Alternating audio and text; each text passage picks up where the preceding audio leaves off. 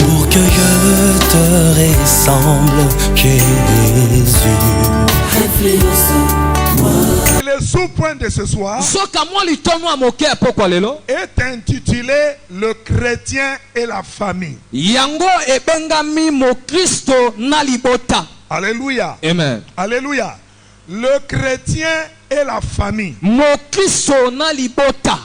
Mais bien aimé dans le Seigneur, dans la famille, il y a dans ce qu'on appelle le code civil et le code de famille.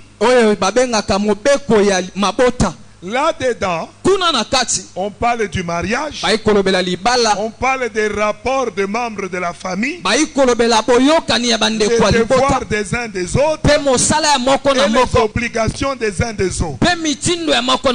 Et dans le code civil et le code de la famille, on parle aussi du mariage, on parle aussi des relations entre les membres de famille, on parle aussi de la succession, ainsi de suite. C'est-à-dire on parle des devoirs et des droits entre les membres de la famille.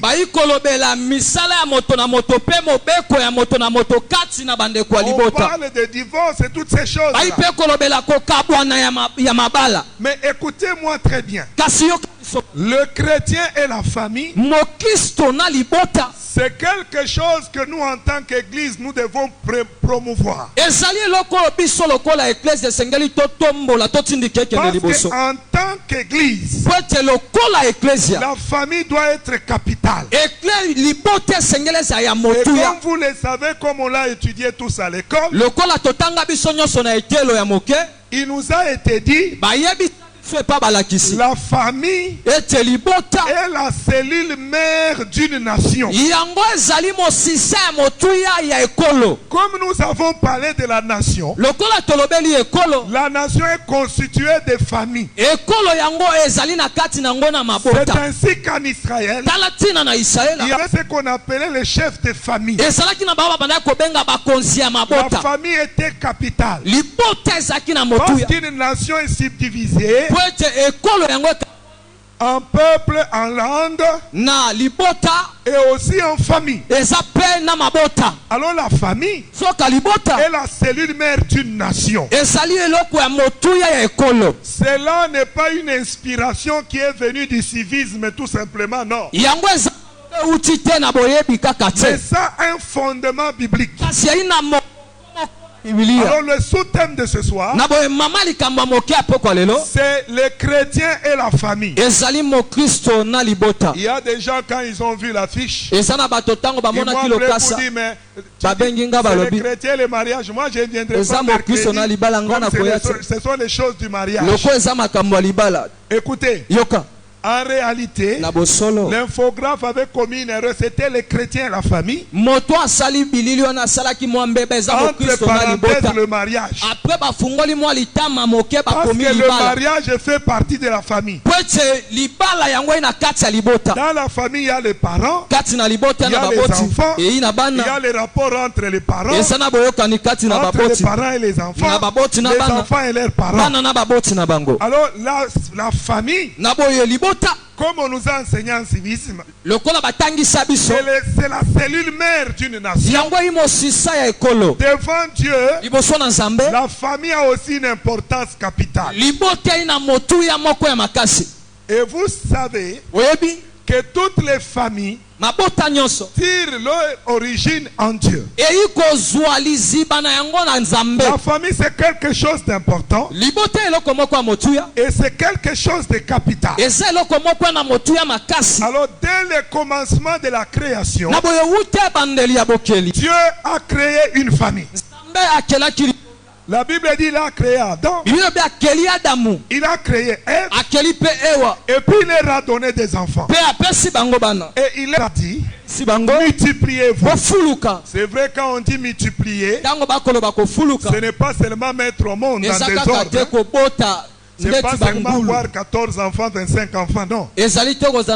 Quand on dit multiplier, c'est dans tous les domaines. Dans le domaine professionnel, dans le domaine des finances, dans tous les domaines. Mais aussi, à multiplier aussi les êtres humains. Bref, quand Dieu a créé le monde, dans sa vision du monde, il a créé Adam et Ève. Il leur a donné des enfants, il leur a donné une famille. Et après avoir donné la famille, en fait, c'était ça le plan de Dieu. Dieu le bénit et leur dit: soyez féconds, multipliez. C'est ça même la volonté de Dieu. Et maintenant la Bible dit, cette famille d'Adam et Ève, qui était bénie, a connu des problèmes. Le premier problème, c'était lequel? Ils avaient le salut. Ils avaient le salut de leur âme. Ils avaient le salut sur le plan de la santé, parce qu'ils étaient en bonne santé, ils vivaient longtemps. Ils avaient le salut sur le plan de la nourriture, sur le plan de la richesse. Parce qu'ils avaient tout. Mais la Bible dit, ce qui a causé le premier problème dans cette famille, d'Adam et Ève, c'est la désobéissance à la parole de Dieu. Quand ils ont désobéi à la parole de Dieu, ils ont perdu le salut. Écoutez-moi, bien-aimés. La Bible dit, après avoir perdu le salut, ils ont eu des enfants. Mais la division est entrée dans la famille d'Adam et Ève. Caïn a haï son frère. Au point que Dieu pose la question à Caïn: où est ton frère? Il dit: suis-je le gardien de mon frère? Il y avait la division, il y avait la rancune. C'est pourquoi le Congo, c'est aussi une famille. Et nous devons prier contre les divisions, contre le tribalisme, le régionalisme et tout ce qui nous divise. Parce qu'en tant que Congo, nous sommes un peuple. Nous qui avons eu la grâce d'aller en mission à l'étranger pour prêcher l'évangile, souvent vous arrivez quelque part, les gens sont méfiants. Quand ils apprennent que tu es congolais, ils sont méfiants. On avait reçu un pasteur, un évangéliste, un prophète congolais. Voilà ce qu'il nous avait fait. Donc, que tu le veuilles ou pas, tu ne vas pas les respecter. Non, les prophètes là, c'était de Massimanimba. Moi, je suis de Massimanimba. Tu es congolais. Parce qu'en tant que Congo, nous sommes une famille. Et nous devons déraciner les divisions, les tribalismes, toutes ces choses. Et en tant que chrétien, on doit prier pour notre pays. En ce moment précis des élections, où nous nous rendons compte qu'il y a des divisions, il y a des tensions, plus graves même dans les ismes des églises. Amen. Qui amène la confusion autour des élections. Mais la Bible dit, Caïn a haï son frère. Et il a dit à Dieu: est-ce que je suis le gardien de mon frère? Il a dit: ce qui arrive à mon frère ne me concerne pas. Ce qui arrive à l'Est nous concerne. Parce que c'est notre pays. Je vous ai dit, le salut de la nation, c'est aussi le salut du territoire. Parce que la nation est constituée du territoire, du peuple et du pouvoir. Donc c'est Dieu qui a établi les limites et les bornes des nations. Si dans l'un de nos territoires il y a des problèmes, il n'y a pas la paix, ça nous concerne. Nous devons prier pour le salut et pour la paix de ce coin-là.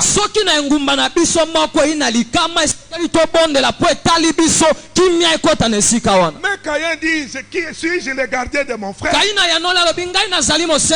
Vous savez, des fois dans la famille, il y a des gens qui aiment toujours avoir. Quand quelqu'un d'autre devient aussi bien, il est mal à l'aise. Donc lui, il aime seulement, il se réveille chez lui, il trouve les gens au paillot, partout.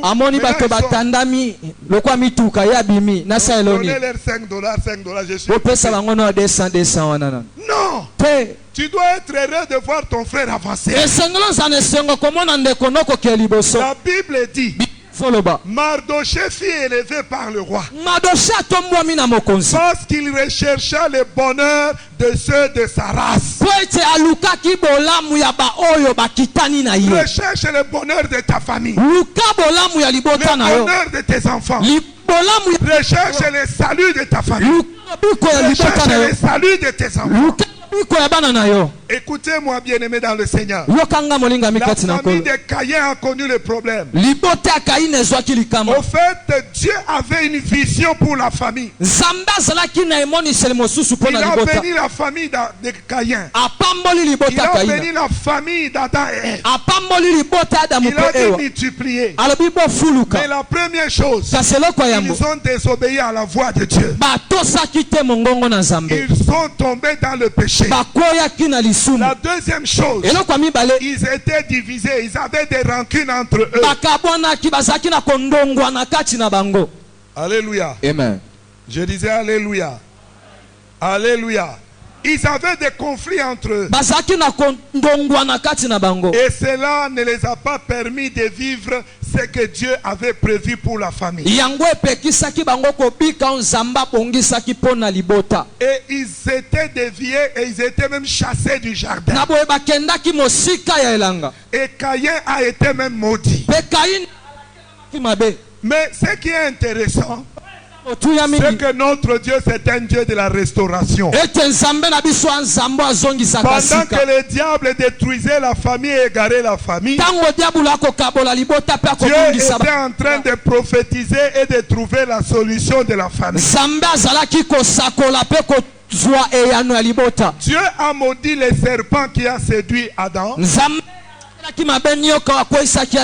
Dieu a aussi dit au serpent, il a fait une promesse au serpent, que la postérité de la femme que toi tu as séduit, la postérité de la femme t'écrasera la tête.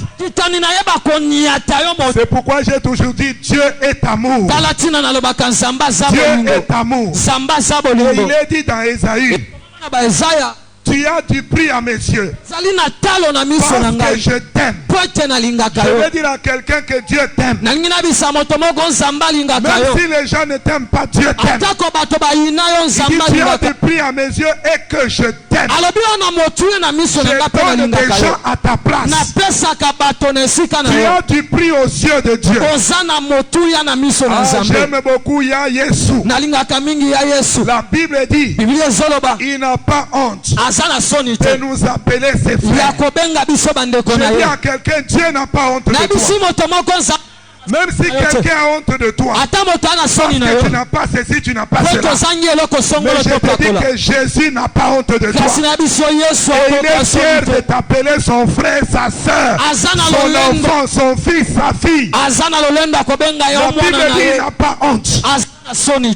Écoutez mes bien-aimés, la Bible dit, pendant que Satan égarait et détruisait la famille, Dieu planifiait comment il allait sauver la famille. Il a dit, la postérité de la femme viendra restaurer cette famille, viendra restaurer le mariage. Parce que Dieu est celui qui a institué le mariage. Celui qui a béni le premier mariage. Savez-vous que Dieu est le premier en tout? Écoutez-moi, frères et sœurs. Dieu, quand il a créé l'homme, il avait un bon projet. Mais à cause du péché de la désobéissance, la famille a été divisée, détruite, maudite et toutes ces choses. Mais maintenant, pendant que Dieu maudissait les serpents, Il planifiait comment relever l'homme. Comme c'est par la famille qu'il avait commencé la création, il a commencé à réparer la famille. La Bible dit au chapitre 12 de Genèse, il a trouvé Abraham. Quand il a trouvé Abraham, la Bible déclare, Dieu parle à Abraham. Il dit, l'Éternel dit à Abraham au verset 1 à 3, va-t'en de ton pays. Va-t'en de ton pays, de ta patrie, de la maison de ton père, dans le pays que je te montrerai. Je ferai de toi une grande nation, je te bénirai, je rendrai ton nom grand. Tu seras une source de bénédiction. Alléluia. Quand Dieu appelle Abraham, il veut restaurer les familles. Il dit à Abraham, je ferai de toi une source de bénédiction. Et maintenant, qu'est-ce qu'il dit à Abraham? Comment il va faire de lui une source de bénédiction? Au verset 3, il lui dit, je bénirai ceux qui te béniront. Je maudirai ceux qui te maudiront. Et toutes les familles de la terre seront bénies en toi. Est-ce que quelqu'un peut dire amen bien? Amen. Quelqu'un peut dire amen bien? Prenez acte des apôtres chapitre 3, le verset 25. Là, on explique ça très bien. La Bible dit ceci. Au verset 25. Vous êtes les fils des prophètes et de l'alliance de Dieu et de l'alliance que Dieu a traitée avec nos pères en disant à Abraham, toutes les familles de la terre seront bénies en ta postérité. Amen. Ici, nous comprenons clairement que le Seigneur, quand il a parlé clairement. Il a dit à Satan, la postérité de la femme t'écrasera la tête. Et quand Dieu appelle Abraham, il lui dit, je te bénirai, je ferai de toi une source de bénédiction. Ta postérité qui est Jésus-Christ, à travers ta postérité, Dieu dit, je bénirai toutes les familles de la terre. Je dis à quelqu'un ce soir, ta famille a le droit d'être bénie au nom de Jésus. Parce que dans le plan de Dieu, il avait préparé une bénédiction pour ta famille. Il avait déjà un plan de bénédiction pour ta famille. Mais bien aimé, écoutez ce que la Bible dit. La Bible dit, Dieu appelle Abraham. Il lui dit, ta postérité, par ta postérité, comme Dieu avait dit au serpent, que tu as détruit la famille que j'ai créée. Tu as détruit le plan de la famille. Tu as maudit, tu as divisé la famille. Mais je t'annonce que la postérité de cette femme t'écrasera la tête. Et ça sera la délivrance de toutes les nations. Maintenant, écoutez ce que la Bible dit. La postérité d'Abraham, c'est Jésus. C'est pourquoi il est écrit qu'en lui, nous sommes bénis de toutes sortes de bénédictions. D'abord, nous sommes bénis pour les saluts, parce que c'est au nom de Jésus, par la grâce, au moyen de la foi, que nous sommes sauvés. Donc le salut de l'âme n'est qu'en Jésus. C'est pourquoi Paul avait dit aux centeniers à la prison, ils ont dit, Paul et Silas ont dit, crois au Seigneur, tu seras sauvé. sauvé, toi et toute ta famille. Nous devons rechercher les saluts de nos membres de famille. Quand nous prions pour nos membres de famille, prions pour la bénédiction spirituelle. Il est écrit dans les épîtres. Je souhaite que tu prospères à tous égards, comme prospère l'état de ton âme. L'homme qui prospère, c'est l'âme qui est sauvée. La première bénédiction, c'est la bénédiction de notre âme. C'est pourquoi David dit dans le psaume célèbre 23, l'Éternel est mon berger, je ne manquerai de rien. Il restaure mon âme et il me conduit vers les verts pâturages. Nous devons chercher la restauration de notre âme d'abord. Que Dieu restaure ton âme au nom de Jésus. Et que Dieu restaure l'âme de ta famille. Quand tu te mets à genoux, prie pour le salut de ta famille. Parce que Jésus a dit, que servirait-il à un homme de gagner le monde entier s'il perdait son âme? Ton âme a plus de la valeur que tous les diamants et les cuivres du Congo. Quand Dieu regarde la richesse du Congo, il regarde ton âme. Dieu choisit ton âme et ton cœur. C'est pourquoi il dit dans les psaumes, mon fils, donne-moi ton cœur, garde-le plus que toute autre chose. Alors Dieu dit à Abraham, en toi je bénirai toutes les familles. Paul dit, crois et ta famille sera bénie. Ta famille sera sauvée. Ta famille aura le salut. Ta famille aura la vie éternelle. C'est pourquoi il faut prier pour les saluts des membres de ta famille. Quand tu recherches le bien des autres, toi-même aussi tu seras sauvé. Vous savez, Shadrach, Meshach, Abednego, ainsi que Daniel, le roi avait décidé de tuer tous les magiciens, les conseillers, les satrapes, leurs biens et leurs enfants, les détruire. Daniel a dit, donne-nous un peu de temps. Il a appelé ses trois compagnons. Ils sont entrés dans la prière. Dieu a exaucé et ils ont sauvé toutes ces familles-là qui allaient être détruites. Apprenons aussi à intercéder pour les saluts de famille. Et la Bible dit ceci. Dieu dit à Abraham, toutes les familles de la terre seront bénies. Alors je dis au nom de Jésus que ta famille est bénie. Je t'informe que Dieu a un plan merveilleux pour ta famille. C'est pourquoi il faut prier pour que le dessein de Dieu se réalise sur ta famille. Il faut prier pour que Dieu sauve ta famille. Et comme je l'ai dit, le Congo c'est une famille. La nationalité congolaise c'est une identité. Quand tu te retrouves à l'étranger, on t'appellera Congolais. On ne dira pas tu es de l'Est, tu es de l'Ouest. On dira c'est un Congolais. Parce que c'est ton identité. Tu t'identifies par la nation.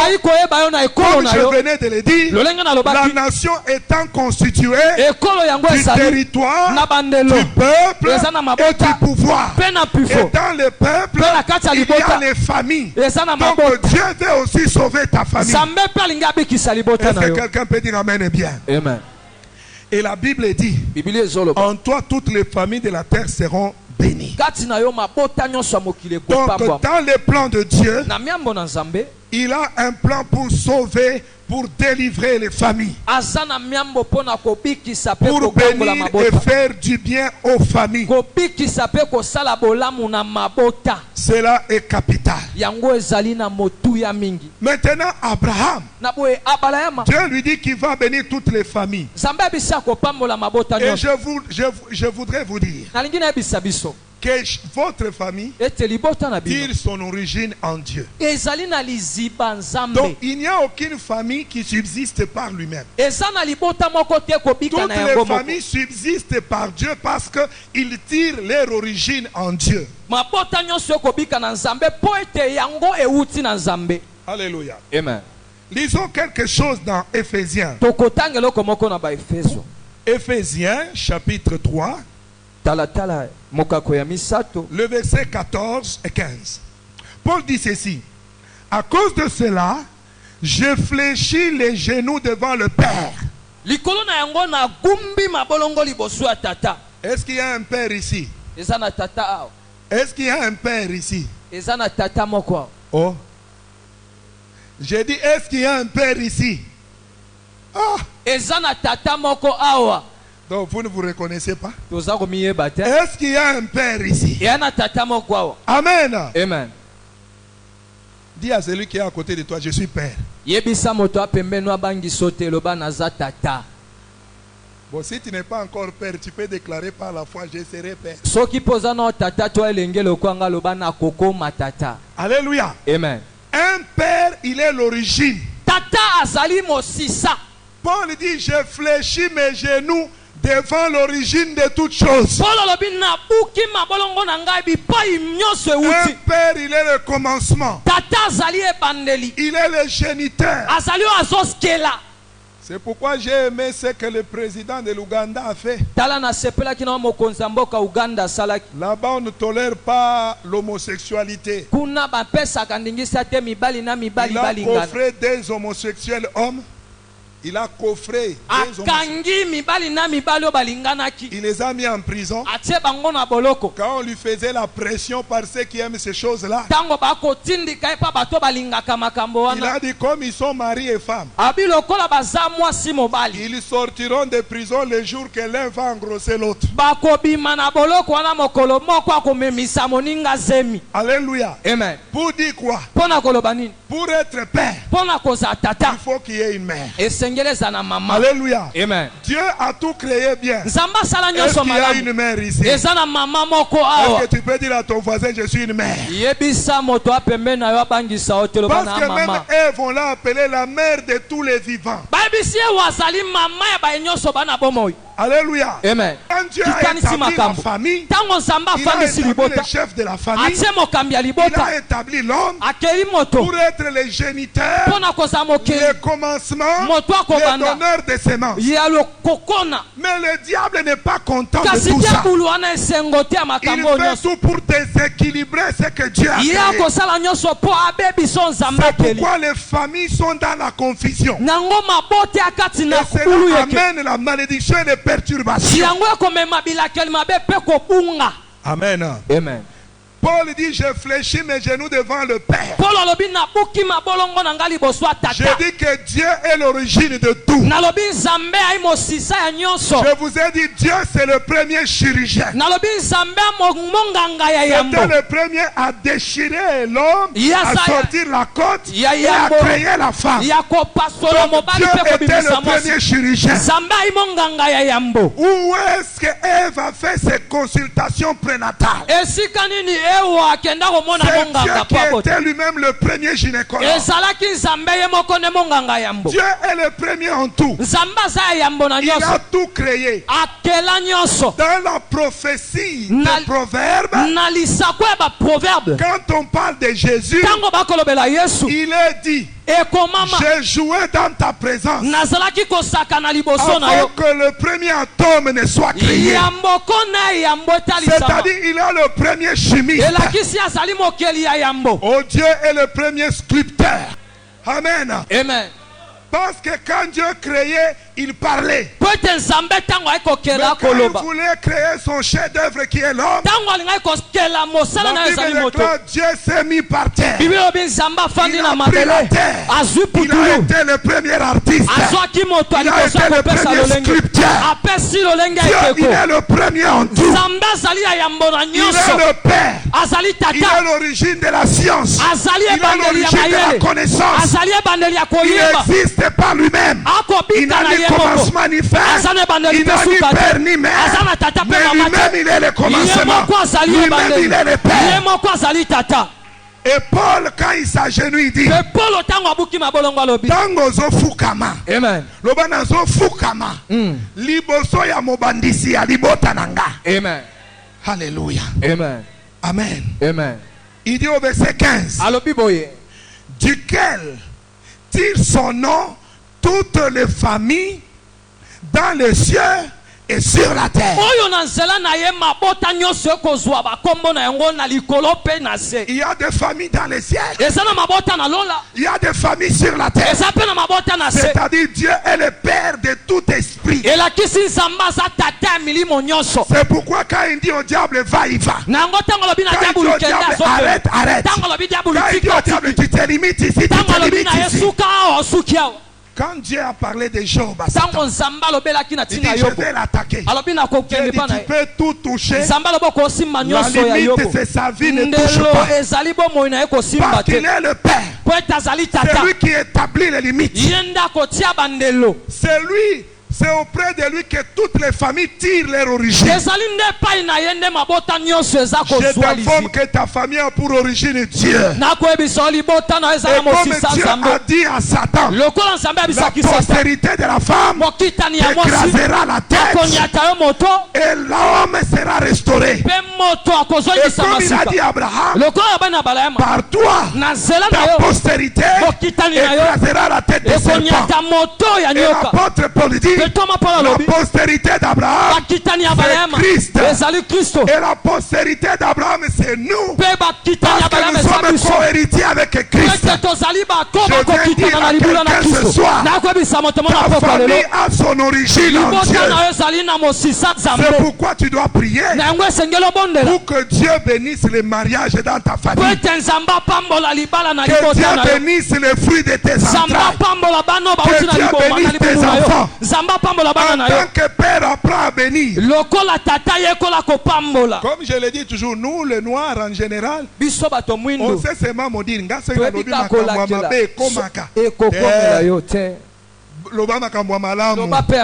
Parce que bénir c'est bien dire. Prononce le bien sur tes enfants. Prononce le bien sur ta famille.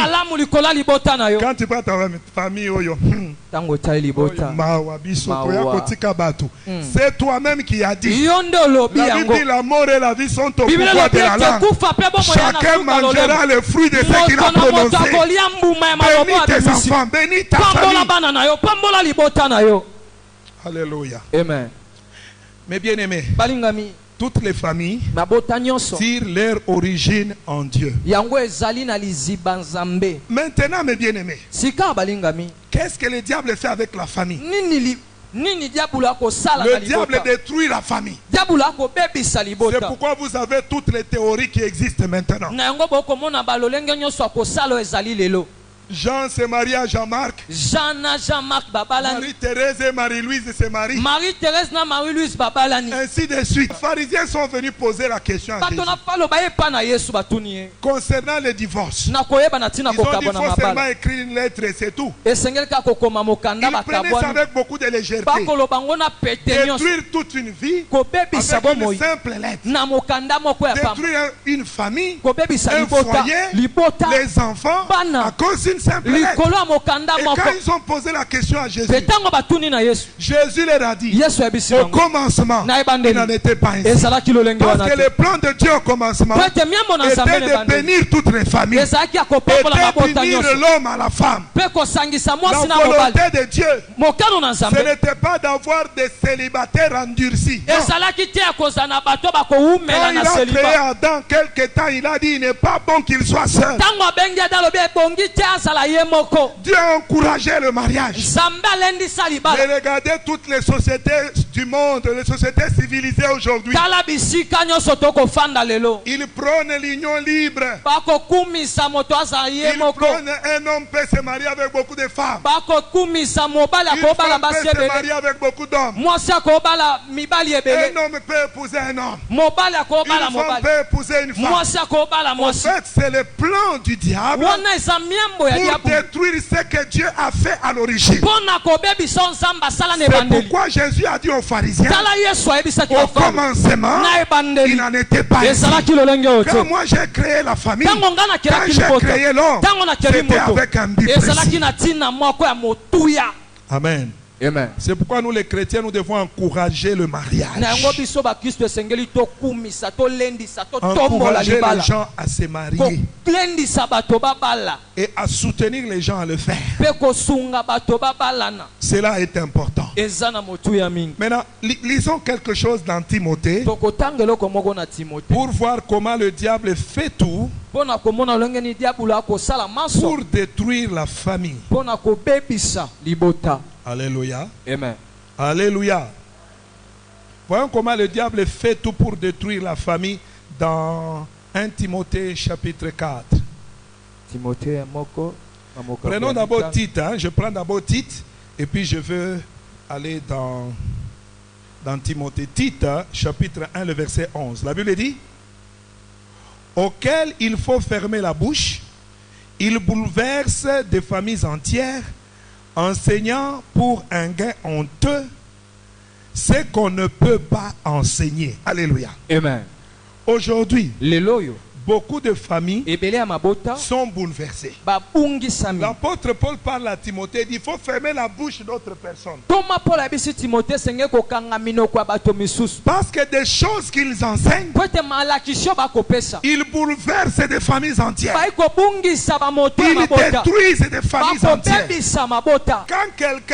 Quand quelqu'un ne se marie pas, il va vivre dans l'adultère. Il va vivre dans l'impudicité. C'est pourquoi Paul dit que chacun se marie. Et celui qui brûle se marie. Parce que si tu ne te maries pas, tu vas brûler. Tu vas tomber dans la masturbation. Tu vas tomber dans l'impudicité. Tu vas tomber dans la prostitution. C'est ce que le diable veut. Prenons Timothée parce que le temps avancé. Prenons 1 Timothée chapitre 4. Je m'arrête là. La Bible dit: dans les derniers temps, il y aura des esprits séducteurs. Et il dit quoi? Ils séduiront beaucoup. Et beaucoup vont abandonner la foi. Et ils vont abandonner la foi, prescrivant de ne pas se marier. Alors dans la famille, il y a aussi le mariage. Parce que ce n'est pas le mariage qu'on constitue la famille. Mais maintenant le diable, par les esprits séducteurs et par des faux docteurs et des enseignements de démons démoniaques, ils prescrivent de ne pas se marier. C'est ainsi que vous trouvez les gens. Ils ne se marient pas. Lui-même d'abord il joue avec les filles des gens jusqu'à la fin. Et puis avant de se marier, il va chercher celle qui prie, celle qui est vierge. Après avoir détruit beaucoup d'autres. Donc il y a des gens, on les prescrit de ne pas se marier, mais de détruire d'autres vies. Et cette fille à qui on avait promis le mariage, comme on ne l'a pas mariée, elle est révoltée, elle est en train d'haïr presque tous les hommes. Elle dit aussi: moi aussi je ne vais pas me marier. Les hommes sont des menteurs. Pourquoi? C'est l'œuvre de Satan à la fin. L'Esprit dit expressement que dans le temps de la fin, l'Esprit va pousser les gens à ne pas se marier. Donc il est bon de se marier. Je vous encourage de vous marier aussi longtemps que Jésus n'est pas encore venu. Alléluia. Amen. Alléluia. Amen. Et la Bible déclare qu'ils prescrivent de ne pas se marier. Donc le plan de l'ennemi, c'est d'empêcher les gens de se marier. Prenons le chapitre 5, toujours de Timothée, chapitre 5. 1 Timothée chapitre 5. Je prends d'abord le verset 8, il dit ceci: si quelqu'un ne prend pas soin des siens, et principalement de ceux de sa famille, il a renié la foi. Il est pire qu'un païen, qu'un infidèle. Amen. Donc tu dois prendre soin des siens. Tu dois prendre soin des tiens. Tu dois prier pour eux, pour qu'ils soient sauvés. Parce que si tu ne le fais pas, tu es pire qu'un païen. Tu dois prendre soin d'eux pour que la bénédiction de ta famille que Dieu a promis par Jésus-Christ en Abraham puisse aussi atteindre ta famille. Quelqu'un me dit Amen. Amen. Quelqu'un me dit Amen. Amen. Maintenant, pour compléter le verset du chapitre 4, prenons le verset 14 et 15. Chapitre 5, 14 et 15. Que nous dit la Bible? La Bible dit ceci. Je veux donc que les jeunes se marient, qu'elles aient des enfants, qu'elles dirigent leur maison, qu'elles ne donnent pas à l'adversaire aucune occasion de médire. Car déjà quelques-uns se sont détournés pour suivre Satan. Alléluia. Amen. La Bible dit que les jeunes se marient. Ici on dit les démons prescrivent de ne pas se marier. Là-bas on nous dit que les jeunes se marient. Parce que ce n'est pas le mariage que les familles se constituent. Et la Bible dit qu'elles se marient, qu'elles aient des enfants, et qu'elles dirigent leur maison, et qu'elles ne donnent pas à l'adversaire aucune occasion de médire. Vous savez, le diable aujourd'hui, à cause des infidélités, à cause des signaux libres, à cause des signaux diaboliques, qu'est-ce qu'il fait? Il amène la médisance. Il amène le colportage. Il amène des choses qui amènent des calomnies et qui détruisent les familles. Et la Bible dit déjà quelques-uns se sont détournés pour suivre Satan. Je te déconseille d'aller contre les principes de Dieu. Parce que si tu marches contre les principes de Dieu, en réalité tu es en train de suivre les diables. C'est pourquoi priez pour vos enfants pour qu'ils se marient. Il ne faut pas être content, hein, comme tu as eu le travail, comme tu as eu l'argent, il faut travailler mon fille. Bouffe d'abord ton argent que nous bouffe. Et puis l'autre là viendra bouffer après. Toi tu as mis au monde les enfants pour bouffer. Écoutez-moi mes bien-aimés dans le Seigneur. La Bible dit c'est les parents qui préparent pour leurs enfants. Mais bien-aimés, bénissez vos enfants. Même des choses que Dieu vous a dit. Si vous ne les voyez pas, bénissez vos enfants. Parce que les enfants les verront. Alléluia. Amen. Alors la Bible est très claire. Ceux qui suivent les diables, ils sont dans des plans tortueux. Alors je voudrais nous exhorter, mes bien-aimés, à rechercher les biens de notre famille et à avoir des familles fondées sur les principes du royaume.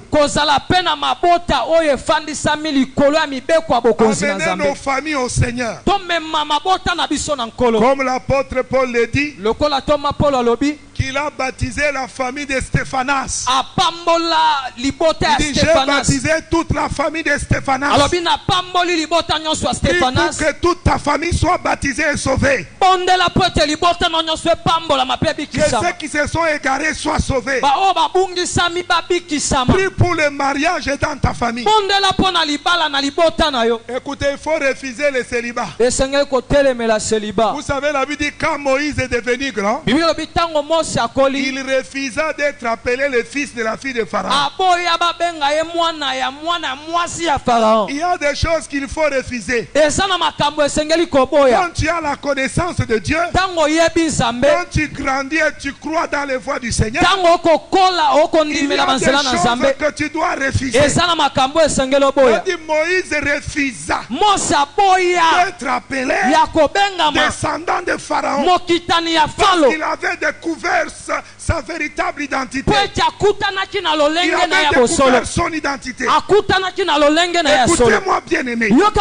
La Bible dit Moïse refusa. Il faut refuser. Des fois il faut refuser les célibats. Des fois il faut refuser les célibats endurcis. Ce soir au nom de Jésus. Parce que vous êtes la postérité d'Abraham. Que les célibats s'arrêtent dans votre vie au nom de Jésus. Que les célibats s'arrêtent au nom de Jésus.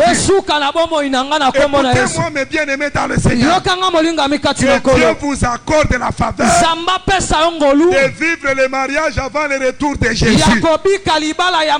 L'apôtre Paul dit, je parle du mariage par rapport à Christ et l'Église. C'est-à-dire, tu dois vivre l'enlèvement dans le mariage.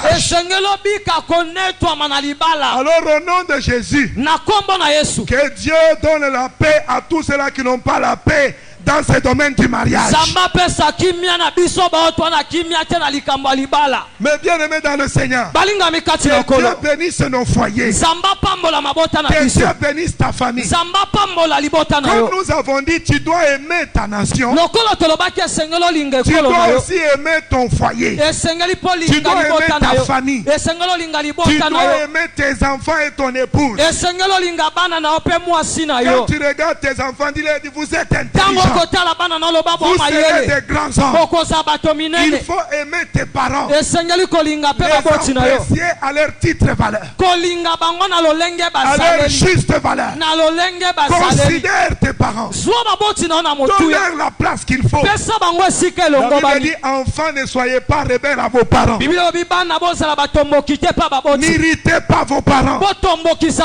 Et la Bible dit aussi aux parents de ne pas irriter les enfants. Oh, que Dieu accorde l'harmonie dans nos familles au nom de Jésus.